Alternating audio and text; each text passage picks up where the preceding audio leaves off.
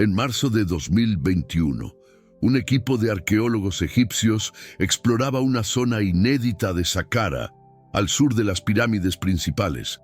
No esperaban encontrar nada de valor. Era simplemente otra campaña de mapeo de rutina. Pero, al remover 6 metros de arena acumulada durante milenios, hallaron algo. Algo que, sencillamente, no debería estar ahí. Los bloques de piedra caliza estaban marcados, jeroglíficos intactos, y contenían un nombre que ningún egiptólogo había visto en más de 200 años de investigación, un nombre divino, completamente desconocido. El equipo fotografió todo, enviaron las imágenes al Ministerio de Antigüedades de Egipto y esperaron. La respuesta llegó 3 días después. Paralicen la excavación. No publiquen nada. Este símbolo no puede estar aquí. Durante 6 largos meses, el lugar quedó aislado. Arqueólogos de élite fueron convocados. Lingüistas especializados en jeroglíficos raros analizaron cada símbolo y todos llegaron a la misma conclusión: imposible. El nombre del dios estaba escrito de forma correcta, siguiendo todas las convenciones de la escritura jeroglífica de la dinastía 19, alrededor del año 1250 a.C. Pero ese dios no aparece en ningún papiro, en ninguna tumba, en ningún templo conocido. No está en las listas de Abidos, esas que catalogan a todos los faraones. No está en los textos de las pirámides que mencionan a cientos de divinidades. No está en ningún lugar de la egiptología oficial, excepto en un documento, un texto tan controvertido que muchos académicos niegan su autenticidad: el Códice de Tot. El Códice de Tot no es un documento aceptado por la egiptología mainstream.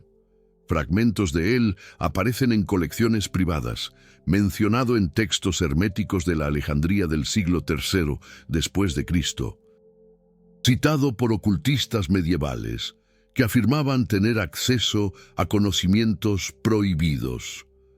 La versión más completa está guardada en una biblioteca privada en Londres, comprada en 1890 a un anticuario egipcio que alegaba haberla encontrado en una cámara secreta bajo el templo de Karnak.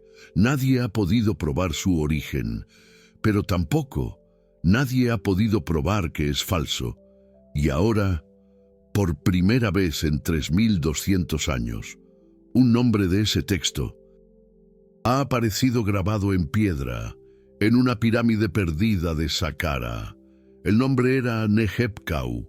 Seguramente nunca has oído hablar de Nehebkau, ni siquiera la mayoría de los egiptólogos, pero en el Códice de Tot, este nombre aparece 47 veces, más que Osiris, más que Isis, más que el propio Ra, y siempre con el mismo título: Nehebkau, el verdadero guardián del portal. ¿El portal hacia dónde? El códice nunca lo especifica, pero deja claro que todo faraón que deseara alcanzar la verdadera inmortalidad necesitaba pasar la prueba de Nehebkau. No era una prueba física, no era un ritual, era algo que sucedía en el momento de la muerte, en el pasaje entre el mundo de los vivos y la Duat, el inframundo egipcio, y fallar esa prueba significaba algo peor que la muerte. Significaba el borramiento completo, no solo del cuerpo, sino del nombre, de la memoria, de la existencia en todos los niveles de la realidad. Ahora, pausa y piensa. ¿Por qué una divinidad tan importante sería completamente borrada de los registros? ¿Por qué ningún templo, ninguna estatua, ninguna mención oficial? La respuesta está en la función de Nehebkau. Él no era un Dios que protegía, no era un Dios que bendecía. Él era un Dios que juzgaba. Y de acuerdo con el códice de Thoth, su juicio era diferente del famoso juicio de Osiris, donde el corazón era pesado contra la pluma de Maat. El juicio de Nehebkau sucedía antes, era el primer portal, y la pregunta que él hacía no era sobre tus acciones en la vida, era sobre tu nombre verdadero. Los antiguos egipcios creían que cada persona tenía 5 elementos de identidad: el cuerpo físico, el Ren, el Ba, el Ka y el Ak. El Ren era el nombre, pero no el nombre que la gente usaba. Era el nombre secreto, el nombre que tus padres susurraban solo una vez en el momento del nacimiento. El nombre que ni siquiera tú deberías pronunciar en voz alta. Los faraones tenían 5 nombres oficiales, pero tenían un sexto, el nombre oculto. Y en el pasaje por la Duat, Nehebkau exigía que dijeras ese nombre, si lo habías olvidado, si tus padres nunca te lo habían dado, si viviste sin él. Nehebkau te destruía completamente. Dejabas de existir, no en el sentido de morir, en el sentido de nunca haber existido. Es por eso que este conocimiento era peligroso, porque implicaba que no todos los muertos alcanzaban la Duat, que muchos eran borrados, incluso antes de llegar al juicio de Osiris. Y eso contradecía todo el sistema funerario egipcio, todo el negocio de la momificación, de los amuletos, de las ofrendas, de los papiros colocados en las tumbas. Si Nehebkau podía borrarte antes de que todo eso importara, entonces, ¿qué valía el libro de los muertos? ¿Qué valían los rituales de apertura de la boca? ¿Qué valía cualquier cosa? El equipo arqueológico en Saqqara entendió esa implicación y entendió por qué el Ministerio de Antigüedades quería silencio. Pero había algo más en las inscripciones de la pirámide. No era solo el nombre de Nehebkau, era el contexto. La pirámide no tenía nombre, no había cartucho identificando al faraón, no había ofrendas, no había decoraciones. Solo un corredor estrecho, descendiendo 18 metros bajo la arena, terminando en una cámara de 3 metros por 3 metros. Y en las 4 paredes de esa cámara, el mismo texto, repetido en jeroglíficos perfectos. Aquí yace aquel que fracasó. Nehebkau conoce su nombre, Nehebkau guardó su nombre, Nehebkau borró su nombre. Este lugar no tiene nombre, esta tumba no tiene dueño, este cuerpo no existió. No busques, no recuerdes, no hables. Es la tumba más perturbadora jamás descubierta en Egipto, porque no es una tumba, es una advertencia, y levanta la cuestión imposible: ¿cuántas de estas existen? ¿Cuántas pirámides sin nombre están enterradas bajo las arenas de Saqqara? ¿Cuántos faraones fueron borrados por Nehebkau? La egiptología oficial cuenta 170 faraones documentados en 3000 años de historia, pero la lista de Manetón, el historiador griego del siglo III a.C., que tuvo acceso a los archivos de los templos egipcios, menciona 330 nombres. ¿Dónde están los otros 160? ¿Fueron borrados de la historia o fueron borrados por Nehebkau? La doctora Salima Hassan, lingüista que participó en el análisis de las inscripciones, hizo un descubrimiento adicional. Ella notó que la caligrafía de los jeroglíficos era idéntica a la encontrada en una estela en el Museo de El Cairo, una estela de la dinastía 19, del reinado de Ramsés II, que fue catalogada como perteneciente a un sumo sacerdote llamado Bakenkonsu. Bakenkonsu fue el sacerdote más poderoso del templo de Karnak durante 50 años. Él supervisó la construcción de monumentos colosales. Él realizó los rituales de coronación de Ramsés II y él fue enterrado en el Valle de los Nobles, en una tumba magnífica. Pero existe un detalle extraño. En la tumba de Bakenkonsu hay una sala lateral, una cámara pequeña, sin decoraciones, con una única inscripción, un pedido de perdón dirigido a Nehebkau. Nehebkau, guardián del portal, perdona mi error. Yo hablé lo que no debía ser hablado. Yo escribí lo que no debía ser escrito. Yo revelé lo que debía permanecer oculto. Que mi nombre no sea borrado. Que mi Ba no sea destruido. Que mi Ren sobreviva al paso del tiempo. Esta inscripción siempre ha sido interpretada como un texto religioso genérico. Pero ahora, con el descubrimiento en Saqqara, gana un significado completamente diferente. Bakenkonsu tenía acceso a los archivos secretos de Karnak. Él sabía sobre Nehebkau y en algún momento de su vida cometió un error. Reveló ese conocimiento a alguien y pasó el resto de su vida temiendo la punición de ser borrado, de que su tumba magnífica no importara, de que sus 50 años de servicio no valieran nada. Porque si Nehebkau lo juzgaba indigno, dejaría de existir antes incluso de alcanzar la Duat. El Códice de Tot da más detalles sobre este juicio. De acuerdo con el texto, Nehebkau aparece en forma de una serpiente con 2 cabezas. Una cabeza mira hacia el pasado, la otra hacia el futuro. Cuando un alma llega al primer portal, Nehebkau se enrosca alrededor de ella y susurra una pregunta. ¿Cuál es tu verdadero nombre? El alma responde, y entonces Nehebkau verifica. Mira hacia el pasado con una cabeza y ve el momento del nacimiento. Mira hacia el futuro con la otra cabeza y ve el momento de la muerte. Y si el nombre que el alma dijo corresponde al nombre que le fue dado y al nombre que será recordado, ella pasa.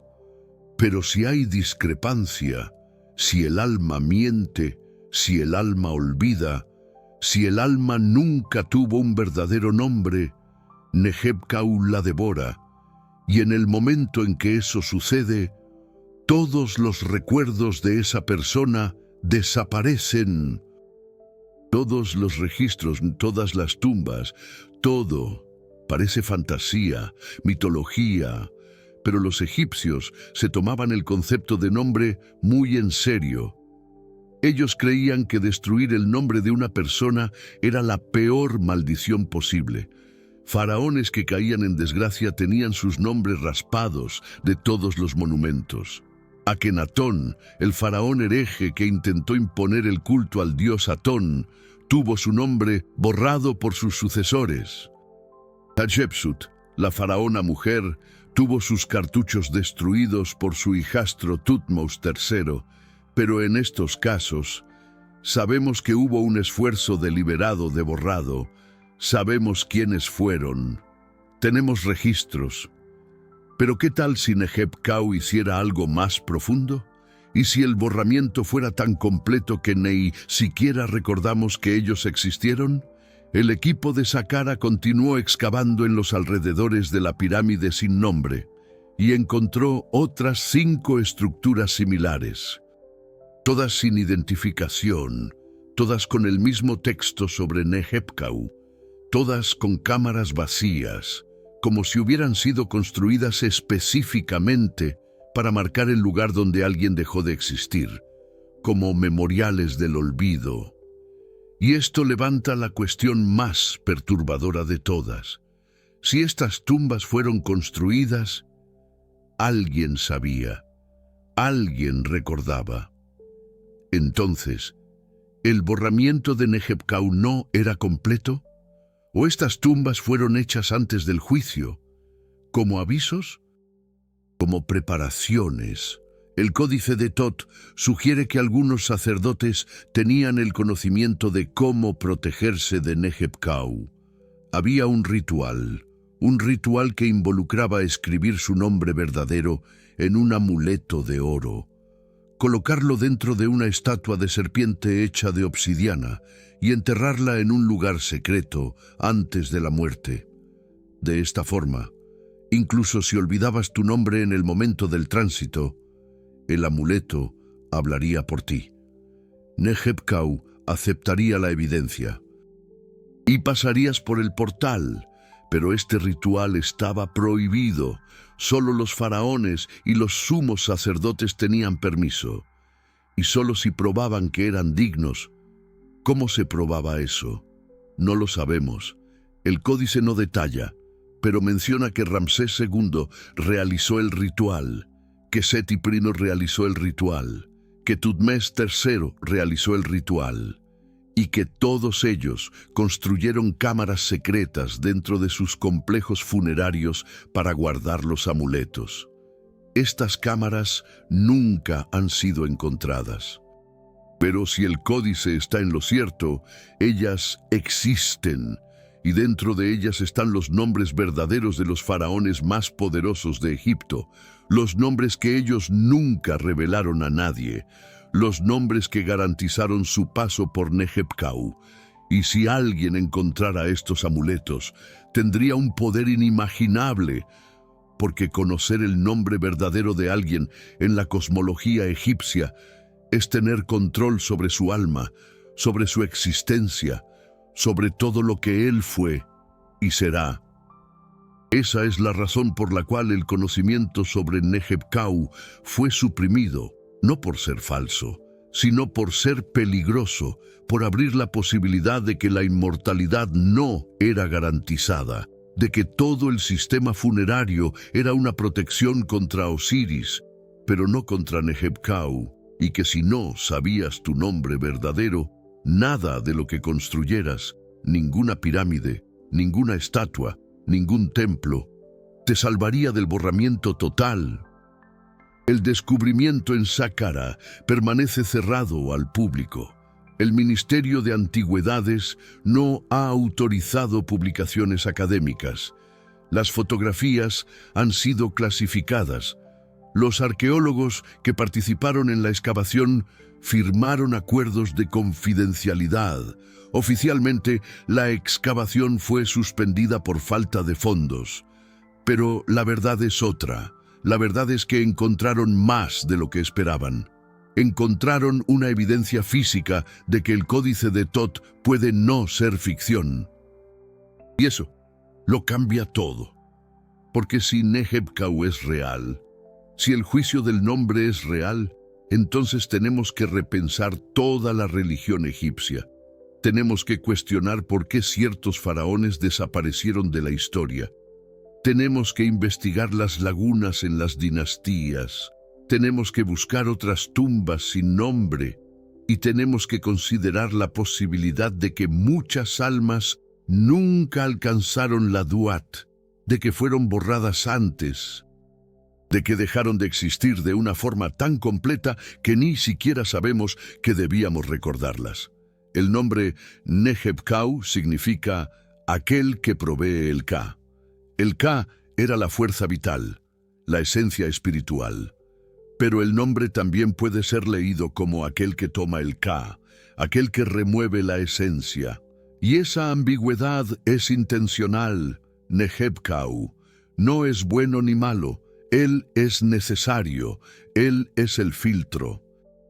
Él garantiza que solo aquellos que realmente saben quiénes son pasen al siguiente estadio, y todos los demás son borrados, porque en la visión egipcia, existir sin saber quién eres de verdad es peor que no existir. Hoy, el códice de Tot permanece no autenticado por la egiptología oficial, pero está disponible en traducciones, y cualquier persona que lo lea encontrará 47 menciones a Neheb-Kau, todas describiendo el mismo proceso, el juicio del nombre. La serpiente de 2 cabezas, el borramiento completo, y ahora, por primera vez, tenemos evidencias arqueológicas que corresponden al texto. Tenemos jeroglíficos en Saqqara, Tenemos tumbas sin nombre. Tenemos inscripciones pidiendo perdón. Tenemos un patrón. Si quieres desenterrar los secretos que la egiptología oficial prefiere mantener enterrados, si quieres continuar esta investigación sobre los dioses olvidados y los faraones borrados, el Super Thanks es la forma de apoyar este canal. Cada contribución financia nuestras próximas investigaciones, porque hay más misterios en Saqqara de los que las autoridades admiten, y este es solo el comienzo. Pero hay un acontecimiento reciente que lo hace todo aún más intrigante. En diciembre de 2022, un investigador independiente llamado Dr. Marco Ferrer, especialista en lingüística comparada, publicó un artículo, aún no revisado por pares, analizando patrones de nombres en tablillas cuneiformes sumerias del tercer milenio antes de Cristo. Él encontró una referencia a un dios serpiente, guardián de portales, llamado Ninkigal-Kau. La semejanza fonética con Neheb-Kau es impresionante y la función descrita es idéntica. Un Dios que juzga las almas en el paso al mundo de los muertos. Un Dios que verifica si el nombre hablado corresponde al nombre verdadero. Un Dios que borra completamente a aquellos que fallan. Esto sugiere que el concepto de Neheb-Kau puede ser anterior a Egipto, puede tener origen en Mesopotamia y se esparció a través de las rutas comerciales del Levante. Los egipcios del reino antiguo tenían contacto con los sumerios. Lo sabemos por la presencia de lapislázuli afgano en tumbas egipcias de 2600 a.C. Lo sabemos por la similaridad de técnicas de irrigación, y ahora podemos tener evidencia de una transferencia religiosa. Una divinidad que era tan importante, tan fundamental, que cruzó fronteras culturales. Pero al hacer eso, se volvió secreta, porque el conocimiento de Neheb-Kau era poder. Era la diferencia entre existir y no existir. El doctor Ferrer fue más lejos. Él analizó textos hititas de 1400 a.C. y encontró menciones a un ritual de protección del nombre verdadero realizado antes de la muerte de reyes. El ritual involucraba grabar el nombre en una tablilla de oro y sellarla dentro del sarcófago, exactamente como descrito en el Códice de Tot, y esto levanta la posibilidad de que varias civilizaciones antiguas compartían la misma creencia, la creencia de que la muerte no era el fin, pero tampoco era el comienzo de una vida eterna automática. Era un juicio, y el primer juicio no era sobre sus acciones, era sobre su identidad. Piensen en las implicaciones filosóficas de esto. Los egipcios, los sumerios, los hititas, todos creían que usted necesitaba saber quién era de verdad para continuar existiendo después de la muerte. No bastaba haber vivido una vida virtuosa, no bastaba haber construido monumentos, no bastaba haber conquistado territorios. Usted necesitaba conocer su nombre, verdadero. Y eso es una idea profundamente existencial, porque implica que muchas personas viven sin realmente saber quiénes son. Viven con identidades impuestas, con nombres dados por otros, con máscaras sociales, y cuando la muerte llega, cuando Neheb-Kau pregunta cuál es su nombre verdadero, ellas no saben responder y son borradas. Esa filosofía explica por qué los egipcios llevaban la cuestión del nombre tan en serio. ¿Por qué faraones tenían 5 nombres oficiales? ¿Por qué nobles gastaban fortunas en estelas con sus nombres grabados? ¿Por qué la peor maldición era tener su nombre borrado? Porque el nombre no era apenas una etiqueta, era la esencia, era la prueba de que usted existía. Y si usted no supiera su nombre verdadero, ni Ra, ni Osiris, ni Isis podrían salvarle. Neheb-Kau lo borraría antes de usted alcanzar a cualquiera de ellos. Volviendo al descubrimiento en Saqqara, hay detalles adicionales que los arqueólogos encontraron, pero no divulgaron oficialmente. Dentro de una de las 6 tumbas sin nombre había restos de un papiro carbonizado. La equipe consiguió recuperar fragmentos usando técnicas de imagen multiespectral, y lo que ellos encontraron fue perturbador. Era una carta escrita por un escriba de la 19 dinastía, dirigida al sumo sacerdote de Karnak, y decía lo siguiente: Maestro, he fallado. El faraón me ordenó grabar su nombre verdadero en el amuleto de oro, pero cuando él lo susurró en mi oído, yo olvidé. Las palabras entraron y desaparecieron. Como si Neheb-Kau hubiese robado la memoria antes que yo pudiese escribirlas. Intenté de nuevo, y de nuevo olvidé. 3 veces el faraón susurró, y 3 veces la memoria se apagó. Él quedó furioso. Dijo que yo sería ejecutado, pero el maestro intercedió. Dijo que eso era una señal, que Neheb-Kau no permitiría que el nombre fuese grabado, que el faraón estaba destinado al olvido. Y 2 semanas después, el faraón murió, no de enfermedad, no de herimiento. Él simplemente paró de existir, y nadie recordaba su nombre, ni sus hijos, ni sus esposas, ni sus generales, como si él nunca hubiese reinado. Esa carta nunca fue publicada. No hay registro oficial de ella, pero los arqueólogos que la leyeron confirmaron su autenticidad a través de datación por carbono 14 y análisis de la tinta. Y si es genuina, entonces prueba que el apagamiento de Neheb-Kau no era metafórico, era literal.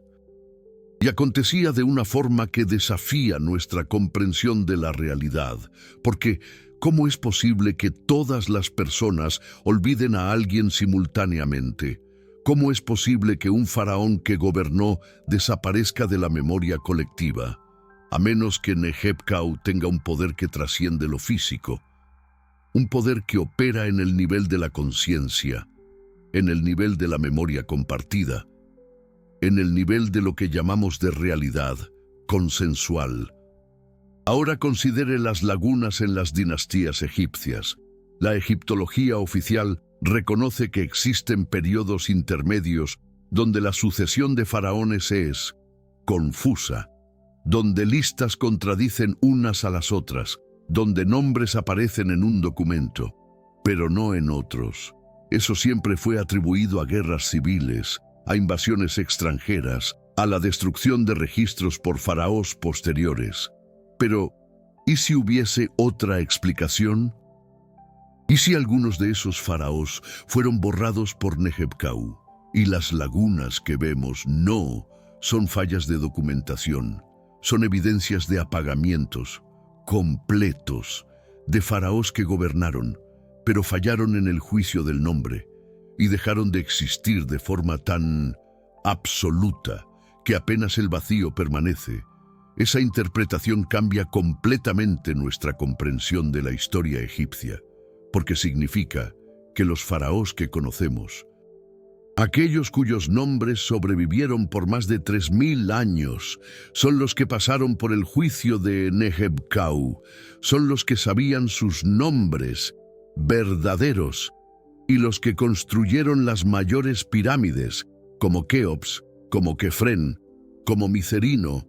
No lo hicieron apenas por vanidad, lo hicieron porque sabían que el juicio vendría y estaban preparándose.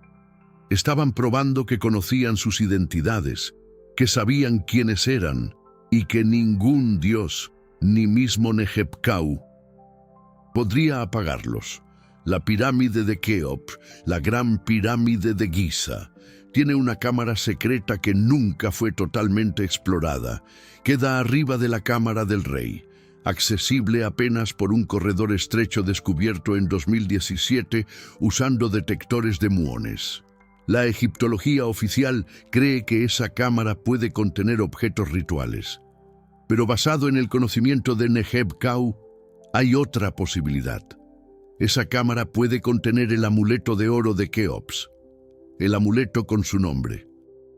Verdadero, sellado en una estatua de serpiente de obsidiana, esperando por 4.500 años, y si fuera encontrado, tendríamos por la primera vez en la historia el nombre verdadero de un faraón, el nombre que garantizó su pasaje por Neheb-Kau, el nombre, aquello que le permitió existir eternamente. Pero aquí radica un problema fundamental. El Códice de Thoth advierte que conocer el nombre verdadero de alguien es tener poder absoluto sobre esa persona, sobre su alma, sobre su existencia en todos los niveles de la realidad. Y si el nombre verdadero de Keops es revelado, ¿qué sucedería? ¿Continuaría existiendo? ¿O el simple acto de pronunciar su nombre en voz alta lo destruiría? Porque recuerden, el nombre verdadero jamás debe ser pronunciado. Jamás debe ser escrito donde otros puedan verlo. Jamás debe ser compartido. Es el secreto final, la última protección contra Neheb-Kau. Esto coloca a los arqueólogos en una posición imposible. Si encuentran la cámara secreta, si encuentran el amuleto, si leen el nombre, estarán violando la protección que Keops construyó. Estarán exponiendo su nombre verdadero. Y, de acuerdo con la cosmología egipcia, eso podría destruirlo retroactivamente. Podría apagar 4.500 años de existencia. Podría hacer que la pirámide más grande del mundo deje de tener significado, porque su constructor habría dejado de existir. Es por eso que el Ministerio de Antigüedades de Egipto es tan cauteloso con estos descubrimientos. No se trata solo de preservar artefactos. Se trata de preservar la existencia de almas que aún pueden estar navegando la Duat, almas que pasaron por Neheb-Kau hace milenios y ahora residen en los campos de Yaru, el paraíso egipcio, y si sus nombres verdaderos son revelados, si sus protecciones son quebrantadas, ellos pueden ser llamados de vuelta, juzgados nuevamente y potencialmente borrados. Entonces, la pregunta final es esta. ¿Debemos buscar esos nombres verdaderos? ¿Debemos explorar las cámaras secretas? ¿Debemos traducir los textos prohibidos? ¿O debemos dejar algunos misterios enterrados? Porque tal vez Neheb-Kau aún esté activo. Tal vez el juicio del nombre aún suceda, y tal vez, al revelar estos secretos, estemos condenando almas antiguas al borramiento eterno, o, peor, tal vez estemos revelando que el borramiento puede sucederle a cualquiera, incluso a nosotros, porque si tú no sabes tu nombre verdadero ahora, ¿qué garantiza que pasarás por Neheb-Kau cuando llegue tu hora? Los jeroglíficos en Saqqara permanecen allí, cubiertos nuevamente por arena, protegidos de miradas curiosas, y el nombre Neheb-Kau vuelve al olvido proposital, porque algunas verdades son demasiado peligrosas, algunas preguntas no deben ser respondidas, y algunos dioses no deben ser recordados. Hasta que sea demasiado tarde, hasta que estés delante de la serpiente de 2 cabezas y ella te susurre la pregunta que nadie quiere oír. ¿Cuál es tu nombre verdadero? ¿Cuál misterio egipcio te intriga más? Comenta aquí abajo. Los leo.